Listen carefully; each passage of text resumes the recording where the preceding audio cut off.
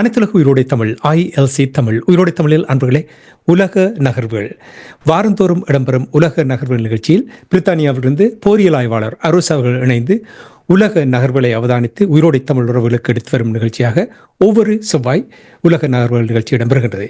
இங்கே கலையத்தில் எங்களோட அரசவர்கள் இணைந்திருக்கின்ற வணக்கம் அரசவர்களே. அனைத்துலக உயிரோடை தமிழ் உறவுகளுக்கு என்பது வணக்கம். கடந்த ஆண்டு உலகம் பூராவும் நிறைய தேர்தல்கள் நடைபெற்றது.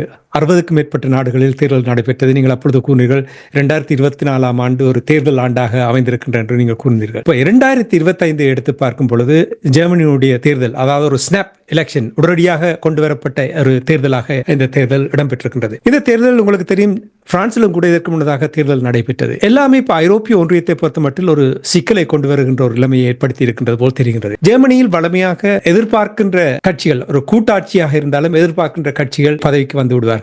ஆனால் இந்த தடவை என்ன நடக்கப் போகின்றது என்று தெரியாமல் ஆய்வுகள் எல்லாம் நடைபெற்றது. இருந்தாலும் அங்கே நிறைய மாற்றங்கள் வந்திருப்பது தெரிகின்றது. ஜெர்மனியில் நடந்து முடிந்த தேர்தல் தொடர்பாக என்ன நீங்கள் அவதானித்தீர்கள் என்று உயிரோடை தமிழ் உறவுகளுக்கு கூறுங்கள். நீங்கள் கூறியது போலதான், இப்ப 2024 ஆண்டு ஒரு தேர்தல் ஆண்டாக இருந்தாலும் இந்த 2025 ஆண்டு வந்த ஜெர்மனியின் தேர்தல் திடீரென்று, அதாவது உக்ரைன் பிரச்சனையால் வந்தது என்று கூறினாலும் மிகையாது. என்று சொன்னால், நிதி அமைச்சரின் பதவி விலகலை தொடர்ந்து கூட்டு ஆட்சியில் இருந்ததில் ஒரு கட்சி வெளியேறியதை தொடர்ந்து திடீரென்று கொண்டு வரப்பட்ட தேர்தல். இது தற்போதைய சான்சலருக்கான ஒரு மிகப்பெரிய ஒரு தோல்வியாகத்தான் முடிந்திருக்கின்றது. அதாவது சோஷியல் டெமோக்ராட் SPD என்ற பார்ட்டி அவர் படுதோல்வியை சந்தித்திருக்கின்றார். கிட்டத்தட்ட 3வது இடத்துக்கு தள்ளப்பட்டிருக்கு. ஆனால் இந்த தேர்தலை நீங்கள் பார்த்தீர்கள் என்று சொன்னால், இந்த தேர்தலில் யாரும் பெரும்பான்மை பெறவில்லை. ஜெர்மனியில் வளமையாகவே யாரும் பெரும்பான்மை என்றது இல்லை. ஒரு கூட்டாட்சியாகத்தான் கட்சிகள் சேர்ந்து அமைப்பதுண்டு. ஆனால் இந்த தடவை அதுவும் மிகப்பெரிய ஒரு சிக்கலுக்குள் போயிருக்கின்றது. கிட்டத்தட்ட நீங்கள் பார்த்தீர்கள் என்று சொன்னால், இந்த CDU அல்லது CSU என்ற, அதாவது கிறிஸ்டியன் டெமோக்ராட்டிக் யூனியன் அல்லது கிறிஸ்டியன் சோசியல் யூனியன் என்ற 2 கட்சிகளை சேர்ந்தவர்களும் கிட்டத்தட்ட 29% வாக்குகளை பெற்றிருக்கிறார்கள். 30% என்று கூறுகிறார்கள். அதாவது 202 ஆசனங்கள். அதே போல ஆல்டர்னேட்டிவ் ஃபார் ஜெர்மனி என்று சொல்ற பார்ட்டி, அது AFD என்றது அவர்கள் ஃபார் ரைட் என்று கூறுவார்கள். அவர்கள் கிட்டத்தட்ட 21% பெற்றிருக்கிறார்கள். 152 ஆசனங்கள். தற்போதைய சான்சலர் கட்சி சோஷியல் டெமோக்ராட் என்று சொல்ற SPD 16% 102 ஆசனங்களையும், கிரீன் பார்ட்டி கிட்டத்தட்ட 12% 85 ஆசனங்களையும், மற்றது லிங்க் என்ற ஒரு பார்ட்டி 8.8% 44 சீட்டுகளையும் பெற்றிருக்கின்றன. அரசாட்சியில் கிட்டத்தட்ட 630 ஆசனங்களில் கிட்டத்தட்ட 316 ஆசனங்கள் வேண்டும் ஆட்சி அமைப்பதற்கு. அப்ப இப்ப வெற்றி பெற்ற கட்சி கூட, அதாவது CDU CSU ஏதாவது ஒரு கட்சியுடன் கூட்டு சேர வேண்டிய ஒரு நிலையாகத்தான் இருக்கின்றது. ஆனால் இது ஜெர்மனை பொறுத்தவரையில், இந்த கட்சியை பொறுத்தவரையில் மாறி மாறி ஆட்சிக்கு வார, இப்ப அஞ்சலா மேர்க்கல் இருந்த போது கூட அவரின் கட்சி தான் கிட்டத்தட்ட ஜெர்மன் 1948 ஆண்டில இருந்து மாறி மாறி இந்த கட்சிகள் தான் ஆட்சிக்கு வந்து கொண்டிருந்தன. 4 தடவைகள் வந்திருந்தார்கள் இந்த கூட்டணி. ஆனால் தற்போது ஒரு பலவீனமான நிலை. இப்ப இதன் தலைவர் இப்போது புதிய சான்சலராக ஃபெட்ரிச் மெர்ஸ் தான் பதவியேற்க போகிறார் போல தெரிகின்றது. அப்ப அவரை பொறுத்தவரையில் அவர் இதுவரையில் எந்த ஒரு பெரிய ஒரு அரச பதவியிலும் வகித்ததாக இல்லை.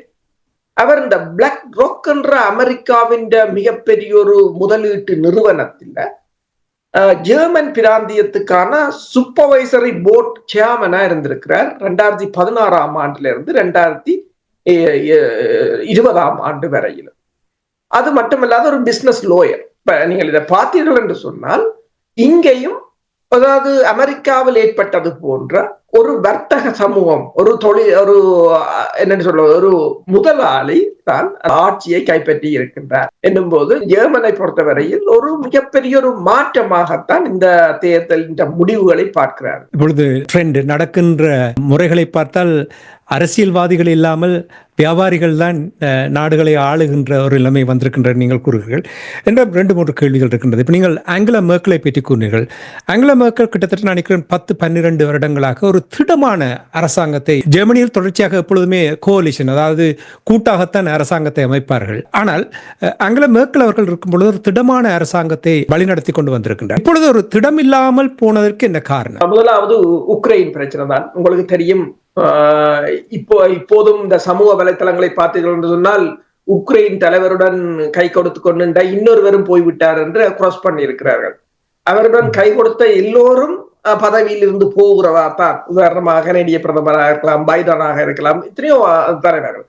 இப்ப என்னென்று சொன்னால் இது ஆங்கலா மேர்க்கல் இருக்கும் போது உங்களுக்கு தெரியும், அப்ப மின்ஸ் உடன்பாடு எல்லாம் கொண்டு வந்தார்கள் உக்ரைன் தொடர்பாக. ஓரளவு ஒரு ஸ்டேபிளை ஒரு உறுதித்தன்மையை எப்போதும் பயன்படுத்தி கொண்டிருந்தார்.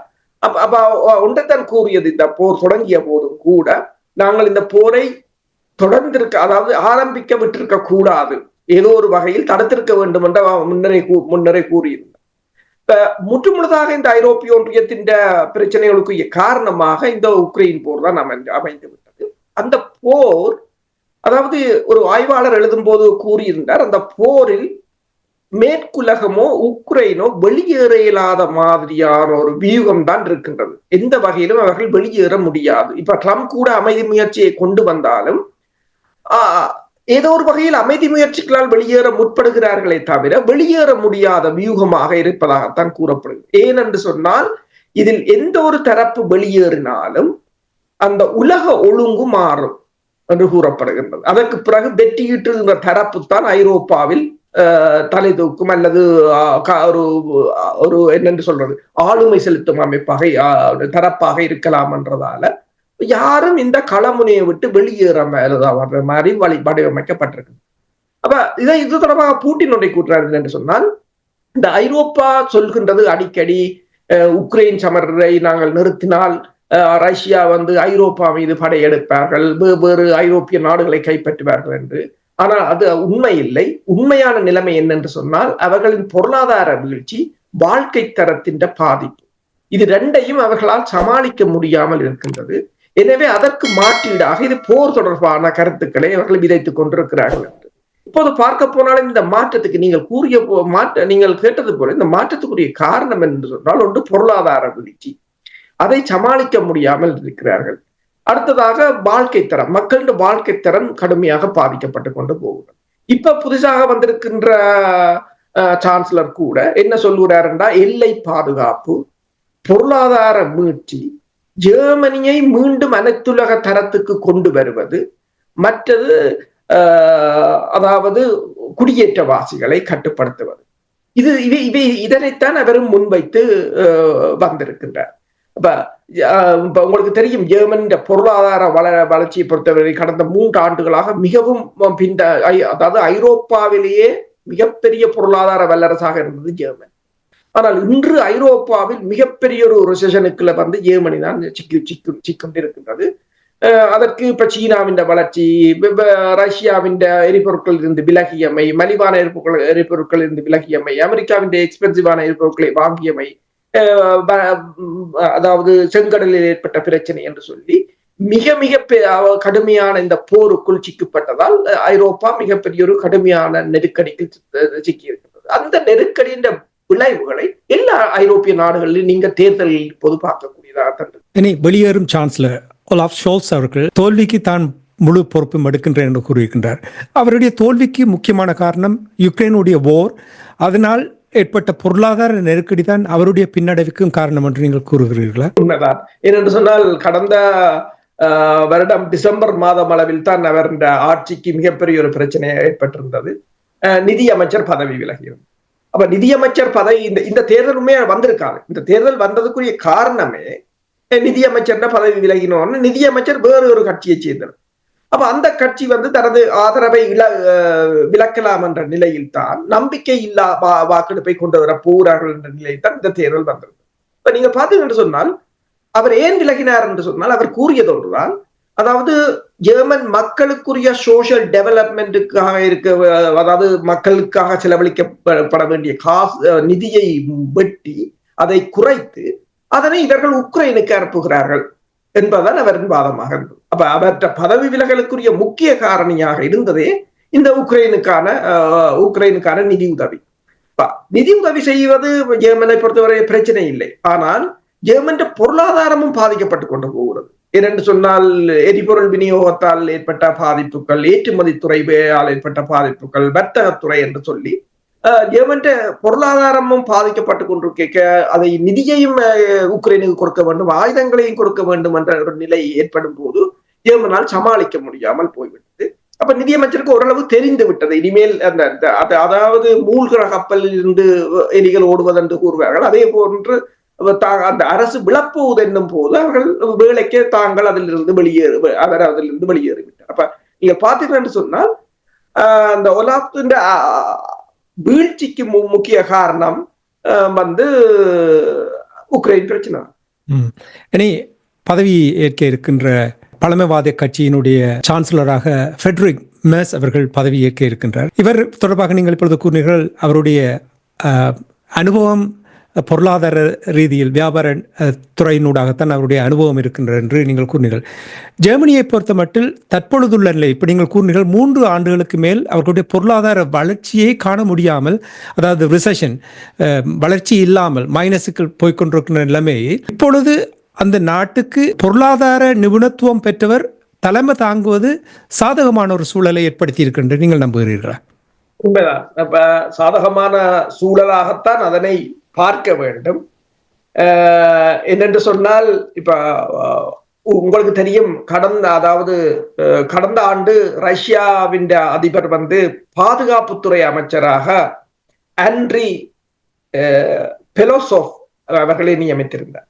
அவர் ஒரு பொருளாதார நிபுணர். அப்ப எல்லோருக்கும் ஆச்சரியமாக இருந்தது, பாதுகாப்புத்துறைக்கு ஏன் பொருளாதார நிபுணரை கொண்டு நியமிக்கிறார் என்று சொல்லும் போது, செலவுகளை எவ்வாறு கட்டுப்படுத்துவதன் ஊடாகத்தான், ஏனென்றால் பொருளாதார பலத்தை தக்க வைத்தால்தான் அந்த நாட்டின் பாதுகாப்பும் நிலைத்து நிற்கும், நாட்டையும் காப்பாற்ற முடியும் என்பது எல்லோருக்கும் தெரிந்த. எனவேதான் உண்மையில் ரஷ்யாவின் பொருளாதாரம் இவ்வளவு தூரம் தாக்கு பிடிப்பதற்கு காரணம் அந்த மத்திய வங்கியின் ஆளுநர். அவர் ஒரு பெண் ஒருவர், மிக மிக ஆளுமையானவர். அப்ப அவரை தொடர்ச்சியாக அவர்கள் நீடிப்பு செய்து வைத்திருக்கிறார்கள் என்றால், ஸ்ட்ராட்டஜி அவர் ஒரு சிறந்த எக்கனாமிக்ஸ் என்றுதான் கூறுவார்கள். அப்ப சிறந்தவர்களை கொண்டு வருவதுதான் மிக முக்கியம். இப்ப பாத்தீங்கன்னு சொன்னால், எலோன் மஸ்கை கூட்டி இருந்திருக்கிறார் ட்ரம்ப் அவர்கள்.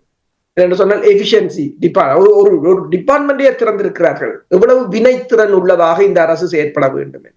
அப்ப இப்ப வந்திருப்பவரை பொறுத்தவரையிலும் ஒரு பொருளாதார நிபுணராகத்தான் இருக்கிறார். இப்ப மேற்கத்த ஊடகங்கள் கூறுகிற ஒன்றுதான், அவர் எந்த ஒரு மிகப்பெரிய அரச பதவியிலும் இதுவரை இருந்ததில்லை. ஆனால் அவர் இருந்தது என்னென்று சொன்னால், எல்லாம் கோஆபரேட் கம்பெனிகள் போர்ட்ல தான் இருந்திருக்கிறார், சேர்மனாக இருந்திருக்கிறார். அதன் மூலம்தான் அவர் மில்லியனராயும் வந்திருக்கிறார் என்று கூறப்படுகிறது இந்த நிதி நிறுவனங்களுடன். அவற்ற தகுதியும் ஒரு பிசினஸ் லோயராகத்தான் இருந்திருக்கிறார். அப்ப அவர் கூறியதும் ஒன்று, பொருளாதாரத்தை தான் மீட்டெடுப்பேன், அதன் ஊடாக ஜெர்மனியை மீண்டும் அனைத்துற தரத்தில் கொண்டு நிறுத்துவேன் என்று கூறியிருக்கிறார். அது மட்டுமல்லாது அமெரிக்காவையும் ரஷ்யாவையும் தான் எதிரியாக பார்ப்பதாக கூறியிருக்கிறார். ஐரோப்பிய ஒன்றியம் தனக்குரிய படையை கட்டமைப்பதற்கு முக்கியத்துவம் கொடுப்பதாகவும், நேட்டோவுக்கு இணையாக கட்டமைக்க போவதாக கூறியிருக்கிறார். ஆனால் மறுபலமாக வந்த உடனேயே நெத்தனியாவுடன் தொலைபேசியில் தொடர்பு கொண்டு பேசியிருக்கின்றார்.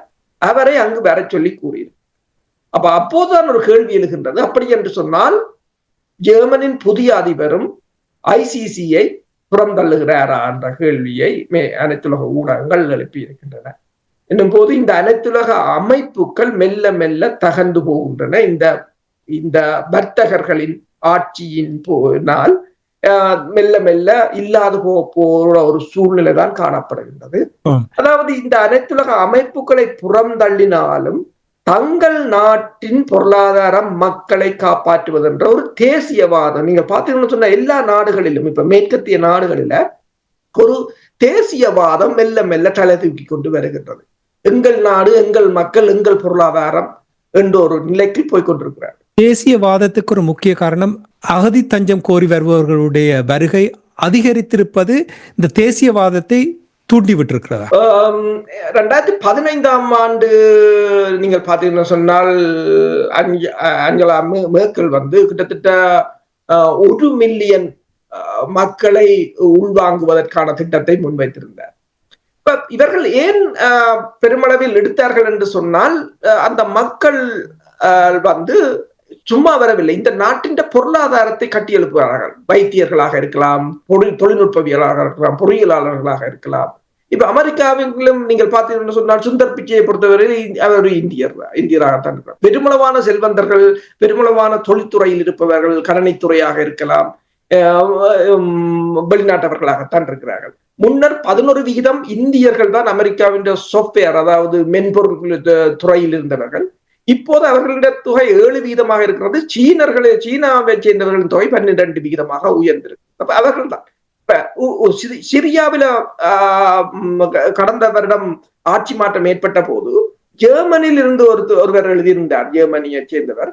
அது ஜெர்மனுக்கு ஒரு பாதிப்பாக இருக்கும் என்னென்றால் சிரியாவின் வைத்தியர்களின் நாட்டுக்கு சென்றால் தங்கள் சுகாதாரத்துறை பாதிக்கப்படும் என்று கூறியிருந்தார்கள். அப்ப உண்மையில் இவர்கள் ஒரு நோக்கத்துடன் தான் எடுத்தார்கள். ஆனால் இவர்கள் இவ்வாறு எடுப்பதால் என்ன பிரச்சனை என்று சொன்னால் அந்தந்த நாடுகள் நலிந்து கொண்டே போகிறது. என்றால் அவர்கள் தங்கள் பணத்தை போட்டு ஒரு நிபுணத்துவம் மிக்கவர்களை உருவாக்கி போது இவர்கள் அதனை அப்படியே எடுத்து விடுவது அந்த நாடுகளுக்கு மிகப்பெரிய ஒரு பாதிப்பாகத்தான். ஆனால் அதே சந்தர்ப்பங்களை எடுத்து விடுகிறார்கள் என்ற காரணத்துக்காக சொல்லுகிறீர்கள். உண்மைதான். ஆனால் இப்ப என்ன பிரச்சனை என்று சொன்னால் இப்போ அந்த அகதிகள் என்ற பெயரில் பெருமளவானவர்கள் என்று சொல்றது ஒரு பொருளாதாரம் சார்ந்து நாடுகளுக்கு வர தொடங்குவதும் அது இந்த நாட்டின் சுமையை அதிகரிப்பதும் தான் பிரச்சனை. அது இவர்களின் போர்னால் ஏற்பட்டது. உதாரணமா பார்த்தீங்கன்னா சிரியாவில் ஏற்படுத்திய போர், உக்ரைன் போர் நாள் ஏற்பட்டது. இப்ப அந்த அகதிகளை இவர் என்ன சொல்கிறார் என்று சொன்னால், அதாவது புதிதாக வரப்போற சான்சலர் என்ன பேர் சொல்லி அழைக்கிறார் என்று சொன்னால் சோஷியல் டூரிசம் என்று சொல்கிறார். அவர் அகதிகள் என்று சொல்லவில்லை. இவர்கள் எல்லாம், அதாவது உக்ரைன் அகதிகளை கூட அவர் சோஷியல் டூரிசம் என்று சொல்கிறார். அதே போல ஏனைய நாட்டு அகதிகளையும் அதற்காக மன்னிப்பு அண்மையில் கடந்த வருடம் கோரியிருந்தார், அவர் தவறாக பேசியதற்காக. அப்ப ட்ரம்பை போலவே இந்த அகதிகள் விடயத்திலும் இவர் கடுமையான, அல்லது குடியேற்றவாசிகள் விடயத்திலும் கடுமையாக இருப்பார் என்றுதான் சொல்லப்படுது. இனி இப்ப இந்த நடந்து முடிந்த ஜெர்மனியுடைய தேர்தலை பார்க்கும் பொழுது அந்த மேப்பை பார்த்தீர்கள் என்றால் அந்த நாடு 3ஆக பிரிந்திருப்பது போல் இருக்கிறது. என்ன காரணத்துக்காக அப்படி? அது 3 என்று சொல்லும் பொழுது ஒரு பகுதியாக ஏதோ தனி நாடுகள் போல் பிரிந்திருக்கிறது போல் கிடக்கின்றது. அதை நீங்கள் அவதானித்திருப்பீர்கள் என்று நம்புகிறேன். அது தொடர்பாக என்ன கருத்து? உண்மைதான். இப்ப கூடுதலாக நீங்க பார்த்தீங்கன்னு சொன்னால் கிழக்கு ஜெர்மனி, மேற்கு ஜெர்மனி என்று முந்தி பிரிந்துதான் இருந்தது. ஒன்று ரஷ்யாவின் வசம் இருந்தது, மற்றது மேற்குலகத்தின் வசம் இருந்தது. ரஷ்யா எப்போது வீழ்ச்சி அடைந்ததோ அன்றுதான் 2 ஒன்றாக இணைந்தது. அந்த பெர்லின் சுவர் உடைக்கப்பட்டது. அப்ப நான் அந்த நேரம் பெல்ஃபாஸ்ட் வட அயர்லாந்து பெல்ஃபாஸ்ட் யூனிவர்சிட்டியில் இருக்கும்போது ஒரு ஜெர்மனியரிடம் இன்னொருவர் கேட்டார், உனது நாளில் மறக்க முடியாத நாள் என்னன்றது. அதுக்கு அவர் கூறியது என்னென்றால் அந்த பெர்லின் போல் உடைஞ்சது, அந்த கிழக்கு ஜெர்மனும் மேற்கு ஜெர்மனும் ஒன்றாக இணைக்கப்பட்டதுதான் தன் வாழ்க்கையில் மறக்க முடியாத நாள் என்று. அவ்வளவு ஒரு தேசப்பற்றாகத்தான் அவர்கள் இருந்தார். ஆனால் அந்த மக்களுக்கிடையான ஒரு வித்தியாசம் முன்னர் இருந்து கொண்டுதான் இருந்தது. இப்ப நீங்க பாத்தீங்கன்னு சொன்னால் இந்த ஆல்டர்னேட்டிவ் ஃபார் ஜெர்மன் பார்ட்டி முற்று முழுதாக கிழக்கு ஜெர்மனை வைத்திருக்கின்றது. ஏனைய நாடு இங்கால மேற்கு இப்ப வெற்றி பெற்றவர்கள் அதாவது CDU ஆக இருக்கலாம் அல்லது CSU ஆக இருக்கலாம், அவர்கள் மேற்கு ஜெர்மனியை வைத்து. அப்ப மீண்டும் அந்த பிரிவினை மெல்ல மெல்ல அங்கு தலை தூக்கி இருக்கின்றது. இது முதலும் பேசியிருந்தார்கள், கடந்த வருடமே கூறியிருந்தார்கள், கிழக்கு ஜெர்மனுக்கும் மேற்கு ஜெர்மனுக்கும் இடையிலான அந்த அரசியல் வேற்றுமைகள் அதிகரித்துக் கொண்டு வருகின்றன. இப்ப நீங்கள் அந்த படத்தை மேப்பை பார்த்தீங்கன்னா தெரியுமா, ஒரு பக்கம் முழுக்க நீளமாக இருக்கின்றது, ஒரு பக்கம் முழுக்க கிரே கலராக இருக்கின்றது.